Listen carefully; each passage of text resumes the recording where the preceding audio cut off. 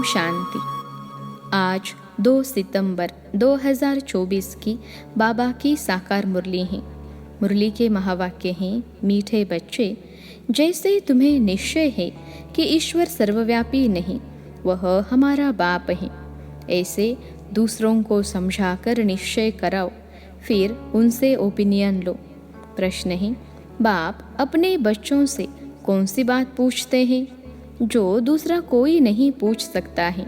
उत्तर है, बाबा जब बच्चों से मिलते हैं तो पूछते हैं, बच्चे पहले तुम कब मिले हो? जो बच्चे समझे हुए हैं वह झट कहते हैं, हाँ बाबा, हम 5000 वर्ष पहले आपसे मिले थे। जो नहीं समझते हैं वह मूंझ जाते हैं। ऐसा प्रश्न पूछने का अक्ल दूसरे किसी को आएगा भी नहीं। बाप ही तुम्हें सारे कल्प का राज समझाते हैं। ओम शांति। रूहानी बच्चों प्रति रूहानी बेहद का बाप समझाते हैं। यहाँ तुम बाप के सामने बैठे हो, घर से निकलते ही इस विचार से हो कि हम जाते हैं शिव बाबा के पास, जो ब्रह्मा के रथ में आकर हमको स्वर्ग का वर्षा दे रहे हैं। हम स्वर्ग में थे, फिर 84 का चक्र लगाकर अभी नर्क में आकर पड़े हैं। और कोई भी सत्संग में किसकी बुद्धि में यह बातें नहीं होंगी।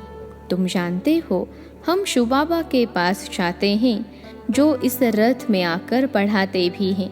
वो हम आत्माओं को साथ ले जाने आए हैं। बेहद के बाप से ज़रूर बेहद का वर्षा मिलना है। यह तो बाप ने समझाया है कि मैं सर्वव्यापी नहीं हूँ। सर्वव्यापक तो 5 विकार हैं, तुम्हारे में भी 5 विकार हैं, इसलिए तुम महान दुखी हुए हो। अब ईश्वर सर्वव्यापी नहीं है, यह ओपिनियन ज़रूर लिखवाना है। तुम बच्चों को तो पक्का निश्चय है कि ईश्वर बाप सर्वव्यापी नहीं है। बाप सुप्रीम बाप हैं, टीचर हैं, गुरु भी हैं, बेहद का सद्गति दाता है, वही शांति देने वाला है। और कोई जगह ऐसे ख्याल कोई नहीं करता कि क्या मिलना है। सिर्फ कन्रस, रामायण, गीता आदि जाकर सुनते हैं। बुद्धि में अर्थ कुछ नहीं। आगे हम परमात्मा सर्वव्यापी कहते थे, अब बाप समझाते हैं यह तो झूठ है, बड़ी ग्लानि की बात है। तो यह ओपिनियन भी ज़रूरी है।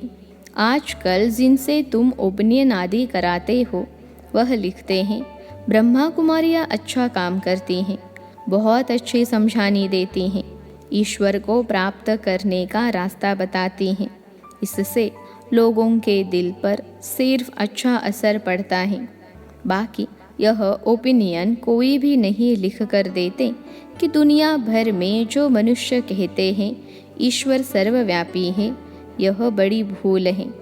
ईश्वर तो बाप, टीचर, गुरु हैं। एक तो मुख्य बात है यह। दूसरा ओपिनियन चाहिए कि इस समझाने से हम समझते हैं कि गीता का भगवान श्री कृष्ण नहीं है। भगवान कोई मनुष्य या देवता को नहीं कहा जाता है। भगवान एक है, वह बाप है। उस बाप से ही शांति और सुख का वर्षा मिलता है। ऐसी ओपिनियन लेना है। अभी जो तुम ओपिनियन लेते हो वह कोई काम के नहीं लिखते हैं। हाँ, इतना लिखते हैं कि यह शिक्षा बहुत अच्छी देते हैं। बाकी मुख्य बात जिसमें ही तुम्हारी विजय होनी है वह लिखाओ कि यह ब्रह्मा कुमारियाँ सत्य कहती हैं कि ईश्वर सर्वव्यापी नहीं है। वह तो बाप हैं, वही गीता का भगवान है। बाप आकर भक्ति मार्ग से छुड़ाए ज्ञान देते हैं। यह भी ओपिनियन ज़रूरी है कि पतित पावनी पानी की गंगा नहीं, परंतु एक बाप है। ऐसी ओपिनियन जब लिखें तब ही तुम्हारी विजय हो। अभी टाइम पड़ा है। अभी तुम्हारी जो सर्विस चलती है, इतना खर्चा होता है, यह तो तुम बच्चे ही 1-2 को मदद करते हो। बाहर वालों को तो कुछ पता ही नहीं। तुम ही अपने तन मन धन से खर्चा कर अपने लिए राजधानी स्थापन करते हो। जो करेगा वह पाएगा, जो नहीं करते वह पाएंगे भी नहीं। कल्प कल्प तुम ही करते हो, तुम ही निश्चय बुद्धि होते हो। तुम समझते हो कि बाप भी है, टीचर भी है, गीता का ज्ञान भी यथार्थ रीति सुनाते हैं। भक्ति मार्ग में भल गीता सुनते आए हैं, परंतु राज्य थोड़े ही प्राप्त किया है। ईश्वरीय मत से बदलकर आसुरी मत हो गई है। कैरेक्टर बिगड़ते पतित बन पड़े। कुंभ के मेले पर कितने मनुष्य करोड़ों के अंदाज में जाते हैं। जहाँ जहाँ पानी देखते वहाँ जाते हैं, समझते हैं पानी से ही पावन होंगे। अब पानी तो जहाँ तहाँ नदियों से आता रहता है, इनसे कोई पावन बन सकता है क्या? क्या पानी से स्नान करने से हम पतित से पावन बन देवता बन जाएंगे? अभी तुम समझते हो कोई भी पावन बन न सके, यह है भूल। तो इन 3 बातों पर ओपिनियन लेना चाहिए। अभी सिर्फ कहते हैं संस्था अच्छी है, तो बहुतों के अंदर जो भ्रांतियाँ भरी हुई है कि ब्रह्मा कुमारियों में जादू है, भगाती है, वह ख्यालात दूर हो जाते हैं, क्योंकि आवाज़ तो बहुत फैला हुआ है ना। विलायत तक यह आवाज़ गया था कि इनको 16,108 रानियाँ चाहिए। उनसे 400 मिल गई हैं, क्योंकि उस समय सत्संग में 400 आते थे। बहुतों ने विरोध किया, पिकेटिंग आदि भी करते थे, परंतु बाप के आगे तो कोई की चल न सके। सब कहते थे यह जादूगर फिर कहाँ से आया।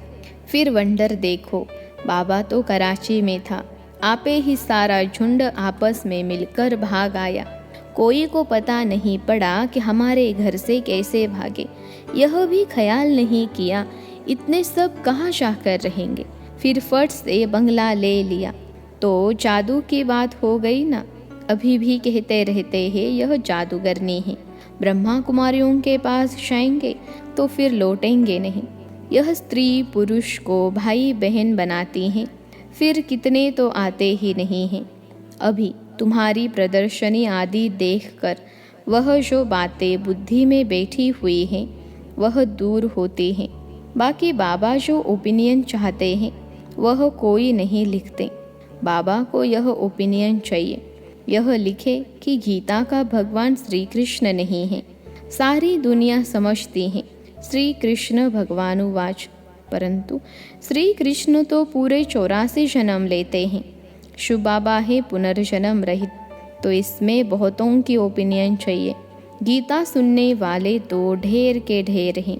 फिर देखेंगे यह तो अखबार में भी निकल पड़ा है कि गीता का भगवान परमपिता परमात्मा शिव है। बाकी बाप टीचर सर्व का सद्गति दाता है। शांति और सुख का वर्षा सिर्फ उनसे मिलता है। बाकी अभी तुम मेहनत करते हो, उद्घाटन कराते हो, सिर्फ मनुष्यों की भ्रांतियाँ दूर होती हैं, समझानी अच्छी मिलती हैं। बाकी बाबा जैसे कहते हैं वह ओपिनियन लिखें, मुख्य ओपिनियन है यह। बाकी सिर्फ राय देते हैं यह संस्था बहुत अच्छी है, इससे क्या होगा। हाँ, आगे चल जब विनाश और स्थापना नज़दीक होगी तो तुमको यह ओपिनियन भी मिलेगा, समझ कर लिखेंगे। अभी तुम्हारे पास आने तो लगे हैं ना, अभी तुमको ज्ञान मिला है। एक बाप के बच्चे हम सब भाई भाई हैं, यह किसी को भी समझाना तो बहुत सहज है। सब आत्माओं का बाप एक सुप्रीम बाबा है, उनसे ज़रूर सुप्रीम बेहद का पद भी मिलना चाहिए। 5000 वर्ष पहले तुमको मिला था। वो लोग कलयुग की आयु लाखों वर्ष कह देते हैं, तुम 5000 वर्ष कहते हो, कितना फ़र्क है। बाप समझाते हैं 5000 वर्ष पहले विश्व में शांति थी। यह एम ऑब्जेक्ट सामने खड़ी है, इनके राज्य में विश्व में शांति थी। यह राजधानी हम फिर स्थापन कर रहे हैं। सारे विश्व में सुख शांति थी, कोई दुख का नाम नहीं था। अभी तो अपार दुख है। हम यह सुख शांति का राज्य स्थापन कर रहे हैं, अपने ही तन मन धन से गुप्त रीति। बाप भी गुप्त है, नॉलेज भी गुप्त है, तुम्हारा पुरुषार्थ भी गुप्त है। इसलिए बाबा गीत कविताएं आदि भी पसंद नहीं करते हैं। वह है भक्ति मार्ग, यहाँ तो चुप रहना है, शांति से चलते फिरते बाप को याद करना है और सृष्टि चक्र बुद्धि में फिराना है। अभी हमारा यह अंतिम जन्म है, पुरानी दुनिया में, फिर हम नई दुनिया में पहला जन्म लेंगे। आत्मा पवित्र ज़रूर चाहिए। अभी तो सब आत्माएं पतित हैं। तुम आत्मा को पवित्र बनाने के लिए बाप से योग लगाते हो। बाप खुद कहते हैं, बच्चे देह सहित देह के सब संबंध छोड़ो। बाप नई दुनिया तैयार कर रहे हैं, उनको याद करो तो तुम्हारे पाप कट जाए। अरे बाप जो तुमको विश्व की बादशाही देते हैं, ऐसे बाप को तुम भूल कैसे जाते हो। वह कहते हैं, बच्चे यह अंतिम जन्म सिर्फ पवित्र बनो। अब इस मृत्यु लोक का विनाश सामने खड़ा है। यह विनाश भी हुबहू 5000 वर्ष पहले ऐसे ही हुआ था। यह तो स्मृति में आता है ना। अपना राज्य था तो दूसरा कोई धर्म नहीं था। बाबा के पास कोई भी आता है तो उससे पूछता हूँ, आगे कब मिले हो। कोई तो जो समझे हुए हैं वह झट कह देते हैं 5000 वर्ष पहले। कोई नए आते हैं तो मूंझ पड़ते हैं। बाबा समझ जाते हैं कि ब्राह्मणी ने समझाया नहीं। फिर कहता हूँ सोचो तो स्मृति आती है। यह बात और तो कोई भी पूछ न सके। पूछने का अक्ल आएगा ही नहीं। वह क्या जाने इन बातों से। आगे चलकर तुम्हारे पास बहुत आकर सुनेंगे जो इस कुल के होंगे। दुनिया बदलनी तो ज़रूर है। चक्र का राज तो समझा दिया है। अब नई दुनिया में जाना है। इस पुरानी दुनिया को भूल जाओ। बाप नया मकान बनाते हैं तो बुद्धि उसमें चली जाती है। पुराने मकान में फिर ममत्व नहीं रहता है। यह फिर है बेहद की बात। बाप नई दुनिया स्वर्ग स्थापन कर रहे हैं, इसलिए अब इस पुरानी दुनिया को देखते हुए भी नहीं देखो। ममत्व नई दुनिया में रहे। इस पुरानी दुनिया से वैराग्य। वह तो हठयोग से हद का संन्यास कर जंगल में जाकर बैठते हैं। तुम्हारा तो है सारी पुरानी दुनिया से वैराग्य। इसमें तो अथाह दुख है। नई सतयुगी दुनिया में अपार सुख है, तो ज़रूर उनको याद करेंगे। यहाँ सब दुख देने वाले हैं। माँ बाप आदि सब विकारों में फंसा देंगे। बाप कहते हैं काम महाशत्रु हैं, उनको जीतने से ही तुम जगत जीत बनेंगे। यह राजयोग बाप सिखलाते हैं, जिससे हम यह पद पाते हैं। बोलो, हमको स्वप्न में भगवान कहते हैं पावन बनो तो स्वर्ग की राजय मिलेगी। तो अब मैं एक जन्म अपवित्र बन अपनी राजय गवाऊंगी थोड़े ही। इस पवित्रता की बात पर ही झगड़ा चलता है। द्रौपदी ने भी पुकारा है, यह दुशासन हमको नंगन करते हैं। यह भी खेल दिखाते हैं कि द्रौपदी को श्री कृष्ण 21 साड़ियाँ देते हैं। अब बाप बैठ समझाते हैं कितनी दुर्गति हो गई है। अपार दुख है ना। सतयुग में अपार सुख था। अब मैं आया हूँ अनेक अधर्म का विनाश और एक सत धर्म की स्थापना करने। तुमको राज्य भाग्य देकर वानप्रस्थ में चले जाएंगे। आधा कल्प फिर मेरी दरकार ही नहीं पड़ेगी। तुम कभी याद भी नहीं करेंगे। तो बाबा समझाते हैं तुम्हारे लिए जो सबके मन में उल्टा वाइब्रेशन है वह निकल कर ठीक हो रहा है। बाकी मुख्य बात है ओपिनियन लिखा लो। ईश्वर सर्वव्यापी नहीं है। उसने तो आकर राजयोग सिखाया है। पतित पावन भी बाप है। पानी की नदियाँ थोड़े ही पावन बना सकेगी। पानी तो सब जगह होता है। अब बेहद का बाप कहते हैं अपने को आत्मा समझो। देह सहित देह के सब संबंध छोड़ो। आत्मा ही एक शरीर छोड़ दूसरा लेती है। वह फिर कह देते आत्मा निर्लेप है। आत्मा सो परमात्मा, यह है भक्ति मार्ग की बातें। बच्चे कहते हैं बाबा याद कैसे करें। अरे अपने को आत्मा तो समझते हो ना। आत्मा कितनी छोटी बिंदी है तो उनका बाप भी इतना छोटा होगा। वह पुनर्जन्म में नहीं आता है। यह बुद्धि में ज्ञान है। बाप याद क्यों नहीं आएगा। चलते फिरते बाप को याद करो। अच्छा, बड़ा रूप ही समझो बाप का, परंतु याद तो एक को करो ना, तो तुम्हारे पाप कट जाए। और तो कोई उपाय है नहीं। जो समझते हैं वह कहते हैं बाबा आपकी याद से हम पावन बन पावन दुनिया विश्व के मालिक बनते हैं, तो हम क्यों नहीं याद करेंगे। एक दो को भी याद दिलाना है तो पाप कट जाए।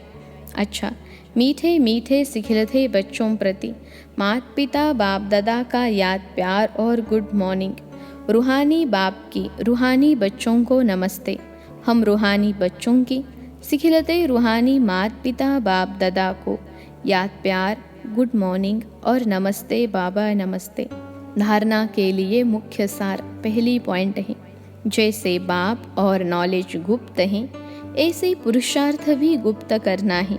गीत कविताओं आदि के बजाय छुप रहना अच्छा है। शांति में चलते चलते बाप को याद करना है। दूसरी पॉइंट है, पुरानी दुनिया बदल रही है, इसलिए इससे ममत्व निकाल देना है। इसे देखते हुए भी नहीं देखना है, बुद्धि नई दुनिया में लगानी है। आज का वरदान है, ब्राह्मण जन्म की विशेषता को नेचुरल नेचर बनाने वाले सहज पुरुषार्थी भव।